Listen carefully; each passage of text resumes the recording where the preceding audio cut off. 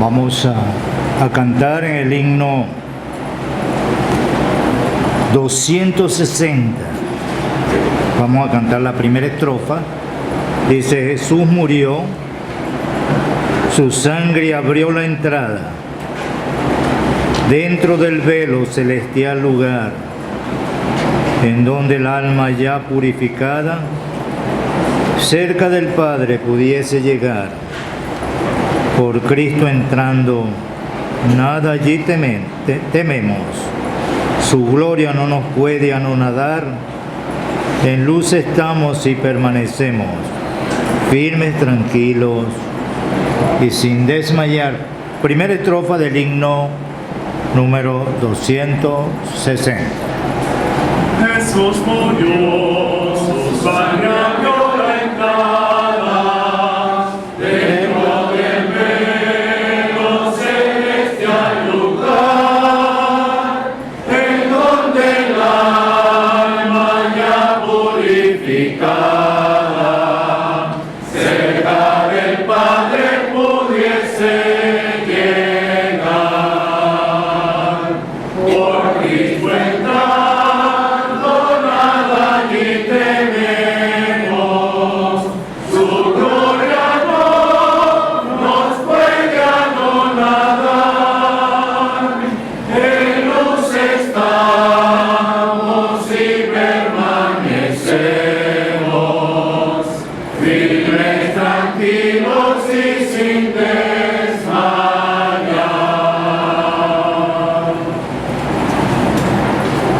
Vamos a continuar leyendo en el capítulo 27 del libro del Éxodo. Éxodo capítulo 27, versículo 1. Y harás también un altar de madera de acacia de 5 codos de longitud y de 5 codos de anchura. Será cuadrado el altar y su altura de 3 codos. Le harás cuerno en sus 4 esquinas. Los cuernos serán parte del mismo y lo cubrirás de bronce. Versículo 4. Y le harás un enrejado de bronce de obra de rejilla, y sobre la rejilla harás 4 anillos de bronce a sus 4 esquinas. Vamos a leer también en capítulo 30, versículo 18. Harás también una fuente de bronce con su basa de bronce para lavar, y la colocarás entre el tabernáculo de reunión y el altar, y pondrás en ella agua. De ella se lavará Aarón y sus hijos las manos y los pies cuando entren en el tabernáculo de reunión. Se lavarán con agua para que no mueran, y cuando se acerquen al altar para ministrar, para quemar la ofrenda encendida para Jehová, se lavarán las manos y los pies para que no mueran, y lo tendrán por estatuto perpetuo, estatuto perpetuo, él y su descendencia en sus generaciones. Capítulo 30 otra vez, versículo 1. Harás asimismo un altar para quemar incienso. De madera de acacia lo harás. Su longitud será de 1 codo y su anchura de 1 codo. Será cuadrado y su altura de 2 codos, y sus cuernos serán parte de él mismo. Versículo 5. versículo 6, y lo pondrás delante del velo que está junto al arca del testimonio, delante del propiciatorio que está sobre el testimonio, donde me encontraré contigo. Creo que sea necesario también leer Apocalipsis capítulo 5, versículo 6.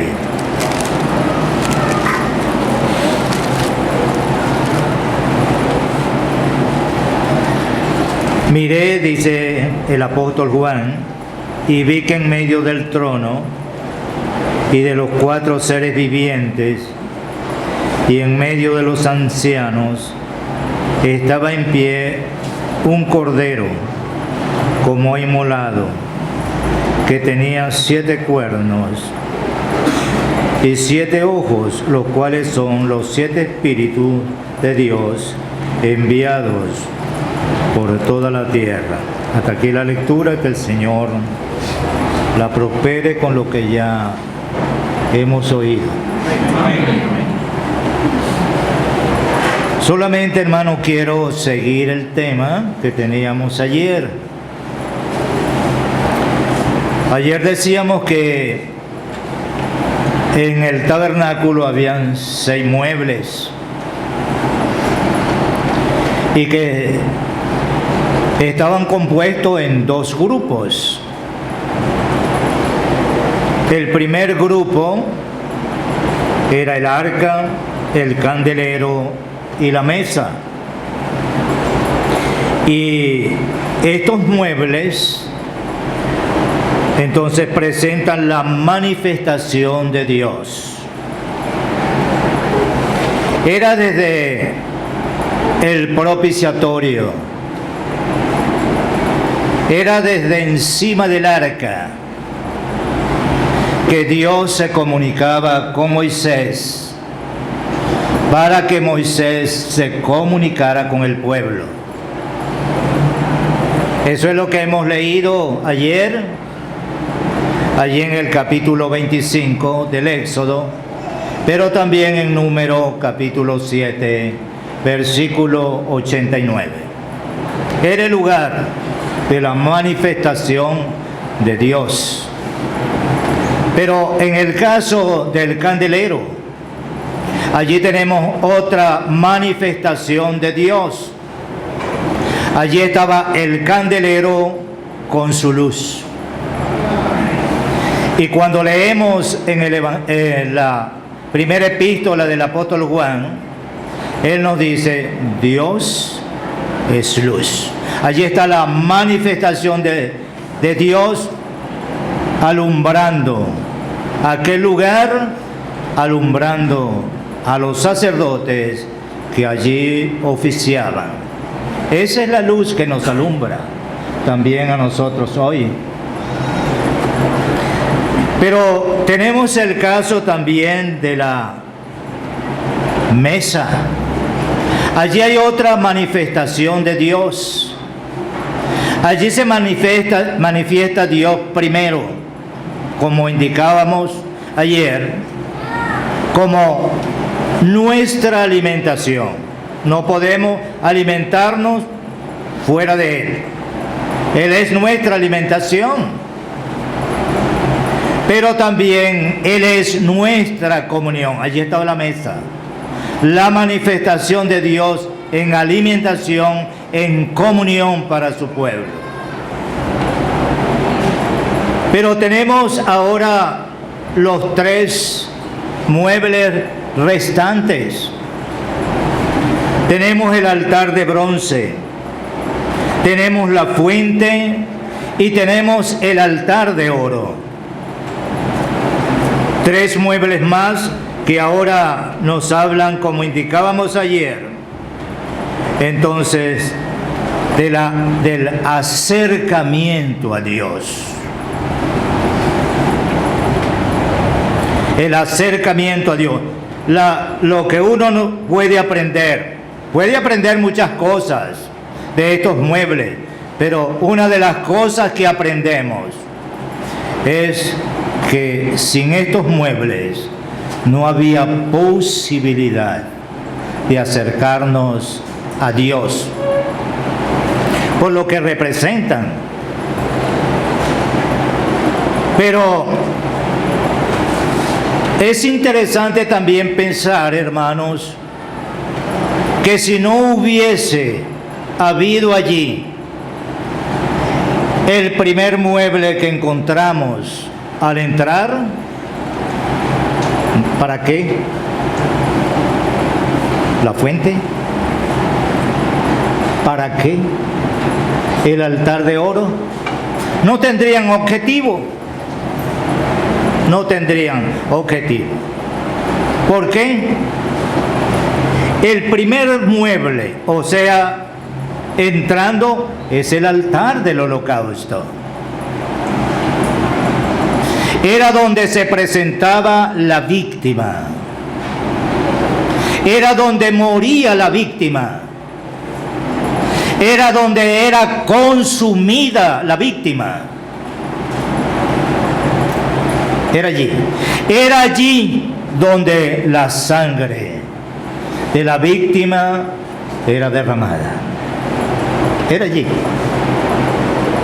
Este altar, hermano, nos habla de Cristo, como hemos dicho en la semana aquí.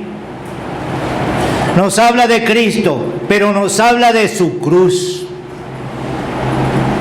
Nos habla de su cruz.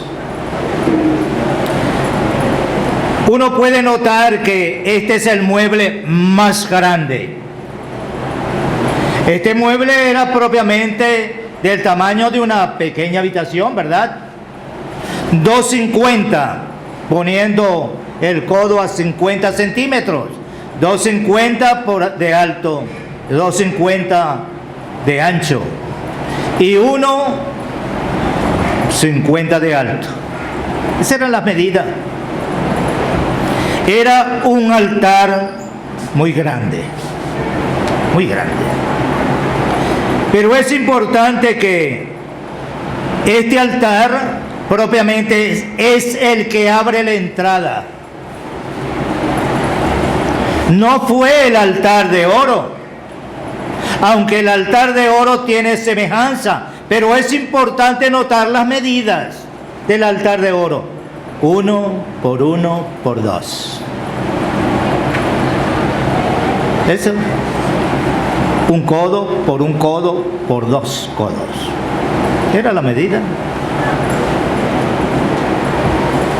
Entonces, este altar era grande. Y no debemos mirar solamente las medidas por su construcción, sino por lo que representa este altar. Este altar representa la obra perfecta de nuestra redención. Es allí donde Él consumió el pecado en su propio cuerpo. Uno nota, hermanos, por lo menos 5 cosas en ese altar. Primero, era de madera. Segundo, era recubierto de bronce. Tercero, había en este altar una rejilla. ¿Para qué era esa rejilla? Esa rejilla era para montar la leña, ¿verdad? Y luego prender el fuego, o montar la víctima, prender el fuego para que la víctima fuese consumido. Entonces tenemos una víctima. Pero por último, hermanos, tenemos una sangre que se derrama. Allí está la sangre. La madera nos habla de Cristo como hombre. Él sufrió en la cruz como un hombre.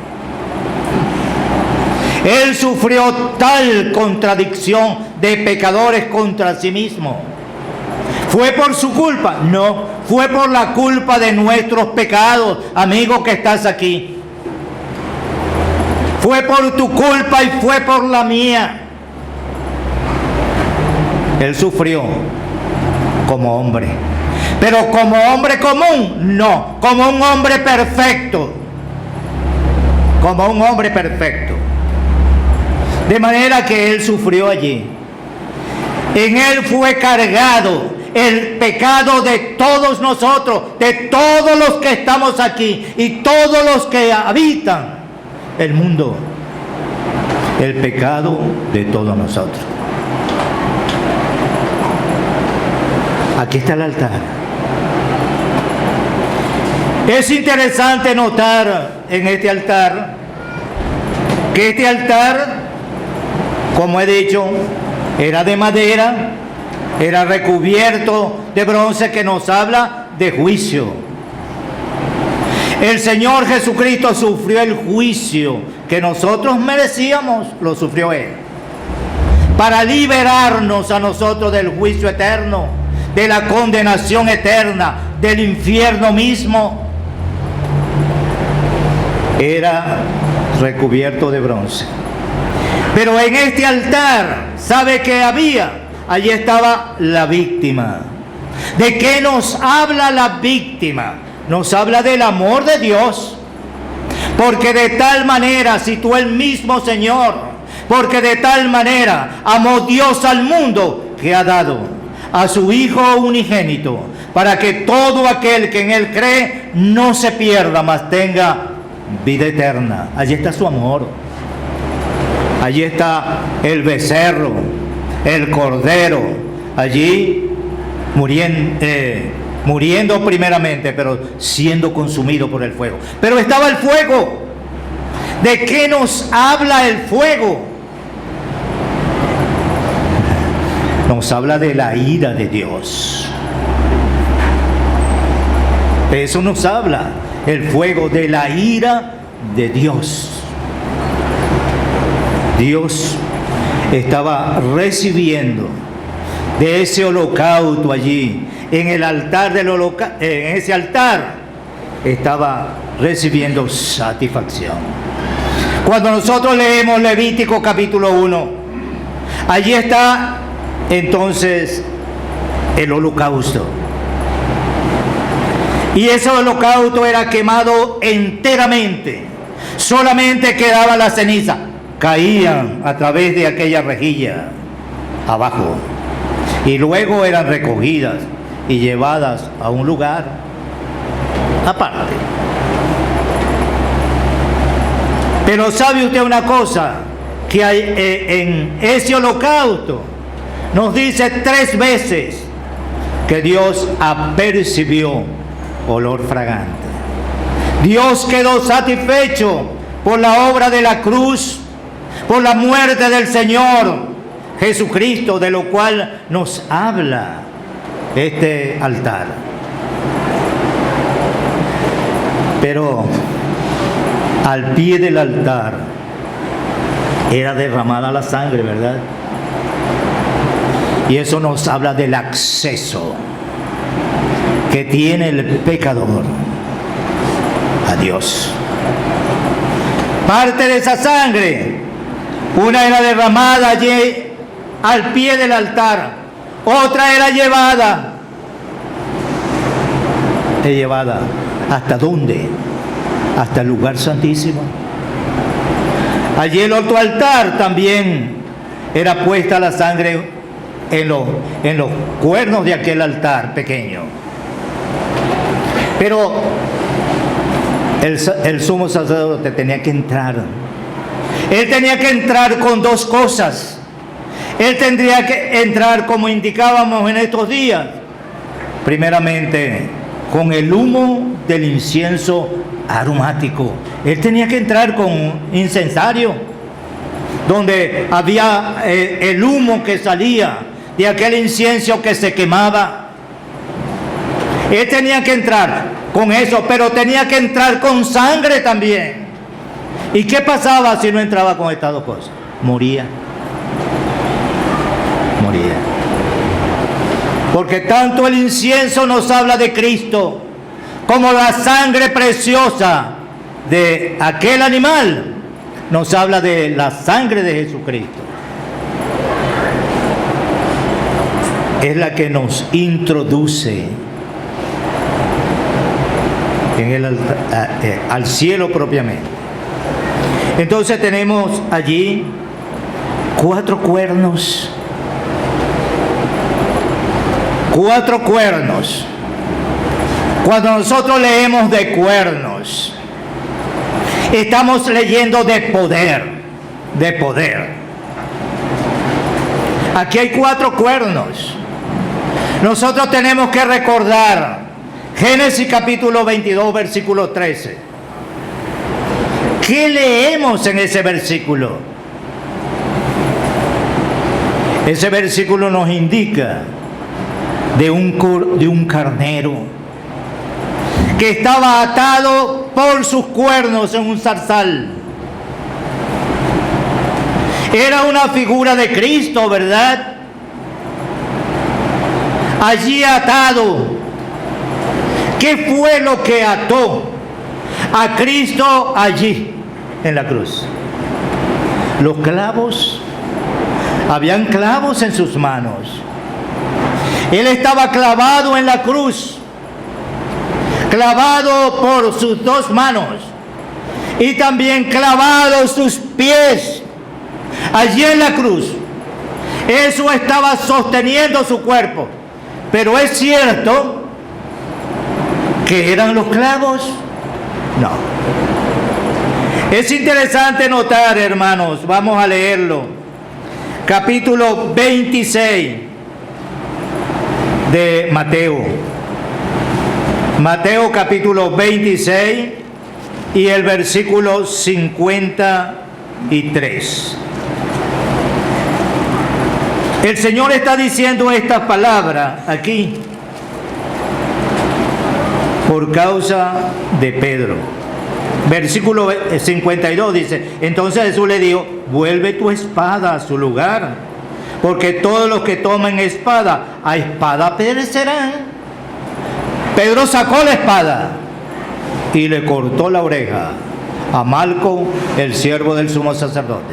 Pero versículo 53 y 54, el Señor dice: ¿acaso piensas que no puedo ahora orar a mi Padre y que Él me daría más de 12 legiones de ángeles? Usted sabe lo que son 12 legiones de ángeles. Era para exterminar el mundo propiamente. Si un solo ángel mató tantas personas en una oportunidad, ¿qué sería una legión? 12 legiones de ángeles. Pero él dice entonces en el versículo 54, pero ¿cómo entonces se cumplirían las escrituras de que era necesario que así se haga? Si el Señor hubiese pedido 12 ángeles, 12 legiones de ángeles a su Padre, Él se la iba a dar. ¿Y dónde estaríamos nosotros? ¿Habría salvación para nosotros? No. Él tenía que morir. Ustedes estudiaron esta mañana el Salmo 22. Allí hay clamores. Él dijo: Dios mío, ¿por qué me has desamparado? ¿Por qué estás tan lejos de mi clamor? ¿Por qué estás tan lejos de mi salvación y de las palabras de mi clamor? Clamo de día y no responde, y de noche y no hay para mí reposo. Desamparado. No habían 12 legiones de ángeles para salvarlo. Porque si así fuera, apreciado amigo, a usted no lo hubiesen invitado a este lugar. ¿Para qué invitarlo? Pero ¿con qué objetivo le han invitado? Porque el que le invitó quiere que usted mire a la cruz, vea al crucificado, vea a Cristo muriendo en su lugar. Yo no voy a tener tiempo de hablar de los 2 muebles más, pero me conformo con leer y decir algo acerca de este altar. Pero 4 cuernos, ¿qué significan estos 4 cuernos? Hemos dicho que hablan de su poder, ¿verdad? Pero esto habla de un poder universal. Es un poder que alcanza el mundo completo. No solo almas, sino toda la creación. Así lo dice el apóstol Pablo, que la creación aún gime y tiene dolores de parto, esperando la redención de los hijos de Dios, de nosotros, los salvados. 4 cuernos hablan de un poder universal. Pero hemos leído allí en Apocalipsis capítulo 5 versículo 6 que el Cordero tenía 7 cuernos. Y estos 7 cuernos nos hablan de perfección. Un poder perfecto, pero un poder permanente, hermano. Allí está el Cordero como inmolado, está de pie, indicando con esto su muerte, su sepultura, su resurrección. Allí está, como recién inmolado, como si estaba chorreando aún la sangre caliente de su cuerpo. Esto habla de un poder permanente para salvar. Y es interesante que nosotros notamos allí, no a un Cristo aquí en la tierra, es en gloria.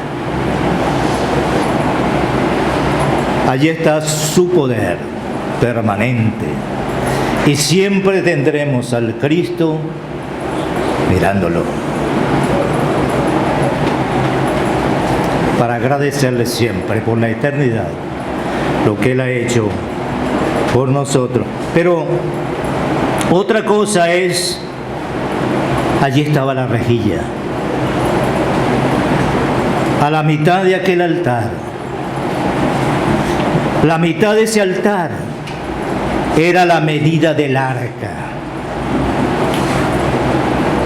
1,5.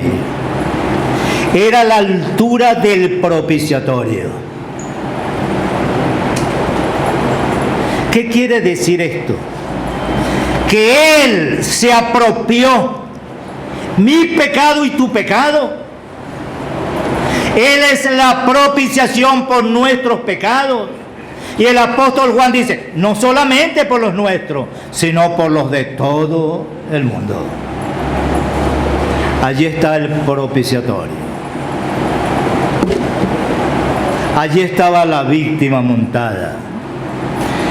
Ese altar tenía 1,50, considerando el codo a 50 centímetros.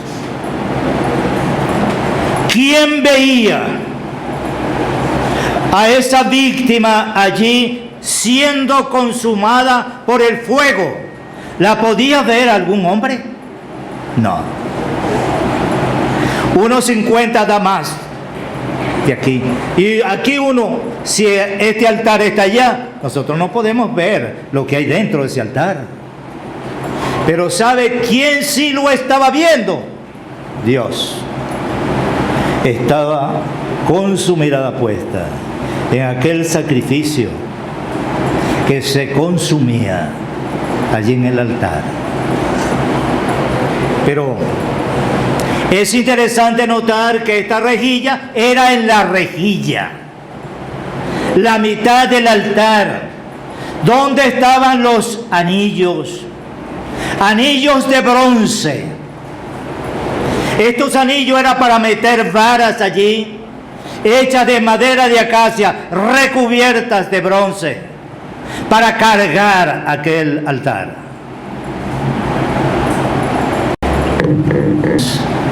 ¿De qué nos hablan los anillos?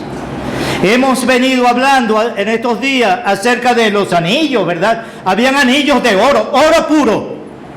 Habla del Espíritu Santo.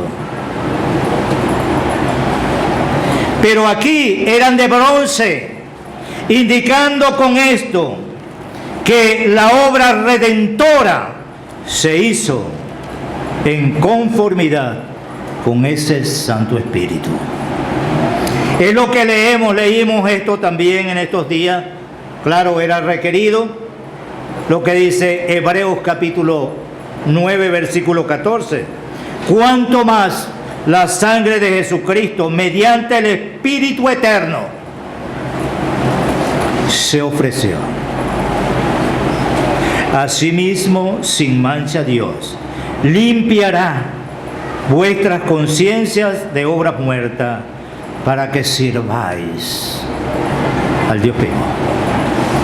Mira, hermano, nosotros no podemos. No hubiésemos podido, mejor dicho. Hay personas inconversas que quieren servirle al Señor y quieren dar, porque creen que con esto van a ganar la salvación. No. Dios no se complace con eso. Pero uno nota que uno ve aquí que Dios sí se complace. Perdonen que se me fue la mente en relación a lo que estaba diciendo, pero estaba considerando lo que es el Espíritu de Dios en esa obra. Allí estaba, bronce, pero en una actuación de juicio.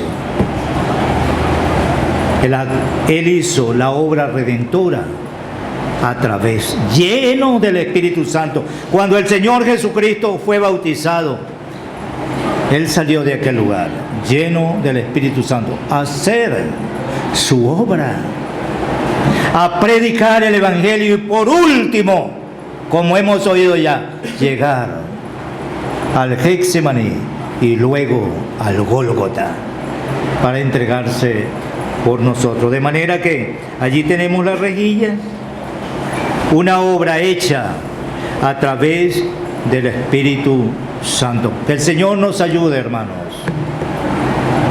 No, el tiempo ya llegó. ¿Ah? ¿Está bien? Puede seguir si quiere. Ah, bueno. ¿La comida está lista?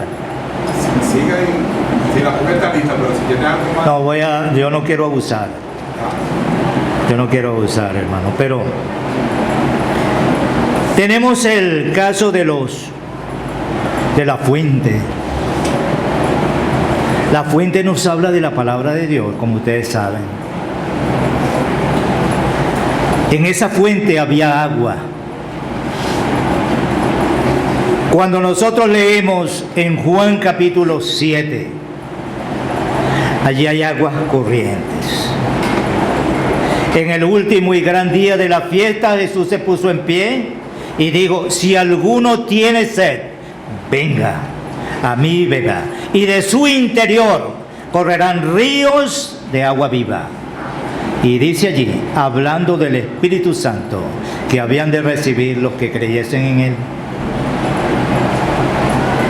Allí está el Espíritu de Dios, pero allí está el Espíritu de Dios dentro de nosotros, pero fluyendo. Aquí el Espíritu de Dios está fluyendo para bien de los que estamos aquí. Pero es importante notar que también, según Éxodo capítulo 38 y 8, esta fuente era hecha de espejos de bronce. Allí aquel bronce bruñido, donde la imagen de la persona podía verse, en este caso de las mujeres, que fueron las que donaron esos espejos. Allí había agua, El agua estancada nos habla de la palabra de Dios, como el caso que tenemos en Juan capítulo 2. Allí habían 6 tinajas de piedra, estaban vacías, Y el Señor mandó a llenar esas tinajas. Y después que las llenó, entonces convirtió esas tinajas, esa agua en las tinajas, en vino. Eso nos habla de la predicación del Evangelio, ¿verdad? Y las tinajas de piedra nos hablan de corazones muy duros, que a pesar de oír la palabra de Dios, el Evangelio, permanecen duros.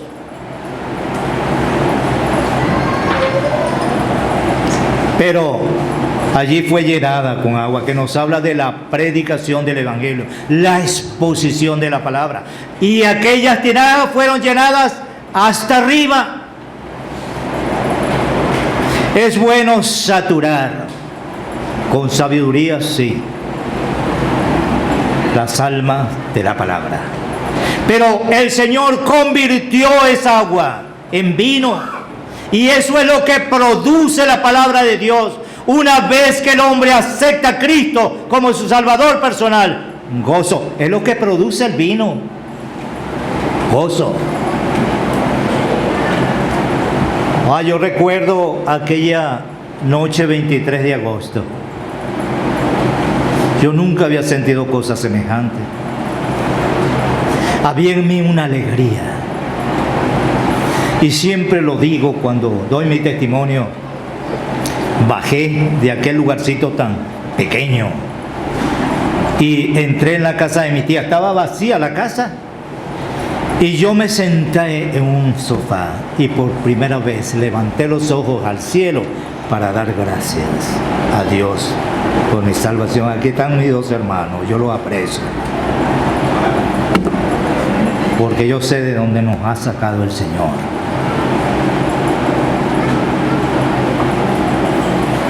Tenemos que ser agradecidos.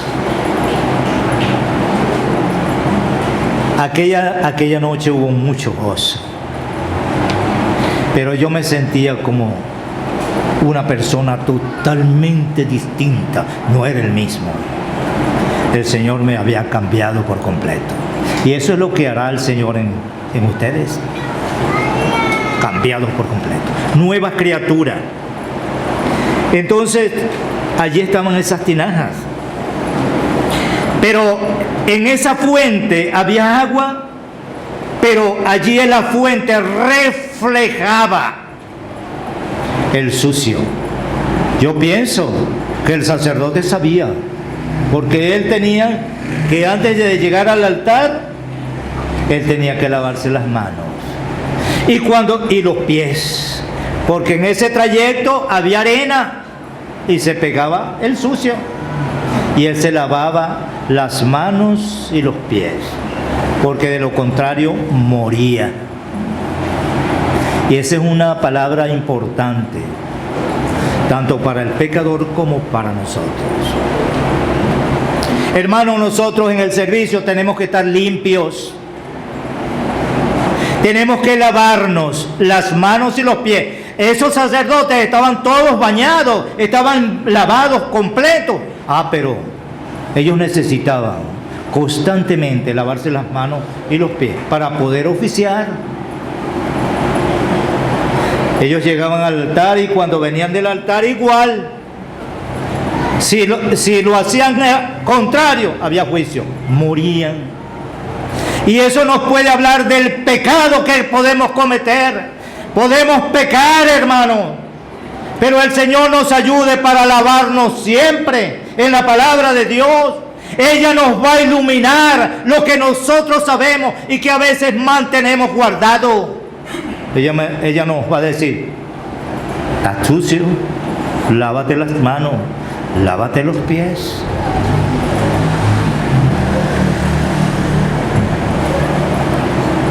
Allí había el reflejo de aquella fuente. Pero uno puede notar en el altar de oro, las medidas, como he dicho, son diminutas comparadas con el altar del holocausto. que como hemos dicho era el tamaño de una pequeña habitación, 250 por 250 por 1. Aquel altar tenía un codo por un codo. Eso nos habla de Dios, ¿verdad? Dios es uno. Pero ese altar nos habla de el Cristo glorificado. ¿Qué es lo que dice el apóstol Pablo a Tito? Aguardando la esperanza bienaventurada y la manifestación de nuestro gran Dios y Salvador Jesucristo. Uno ve allí, hermanos, el acercamiento a Dios en ese altar. Allí estaba el altar, 1 por 1 por 2. La función de ese altar era producir comunión. Comunión. Pero en los cuernos de ese altar era depositada la sangre. Pero de allí era tomado también como si fuera aquel incienso. Allí llevaba el sumo sacerdote el incienso, que nos habla de nuestra... El incienso nos habla de oraciones, nos habla de adoración, y él lo llevaba a la presencia misma de Dios, al lugar santísimo. Él entraba allí. Ayer citábamos que nuestra comunión, como dice Juan en su primera epístola, capítulo 1, es verdaderamente con el Padre y con su Hijo Jesucristo. Allí está el altar presentándonos al único Dios, no hay otro. Cuando nosotros lleguemos al cielo, no vamos a ver un espíritu, porque un espíritu no se ve. Ni vamos a ver, como algunos dicen, un viejito. No. No. Vamos a ver un hombre, el cual murió y resucitó como de 33 años. Yo recuerdo palabras del señor Gil, y él decía que esa es la edad viril, la edad cuando el hombre está en toda su fuerza, en toda su fuerza. Allí veremos un hombre. Que el Señor nos ayude, hermano, y él prospere su palabra. Amén. Amén.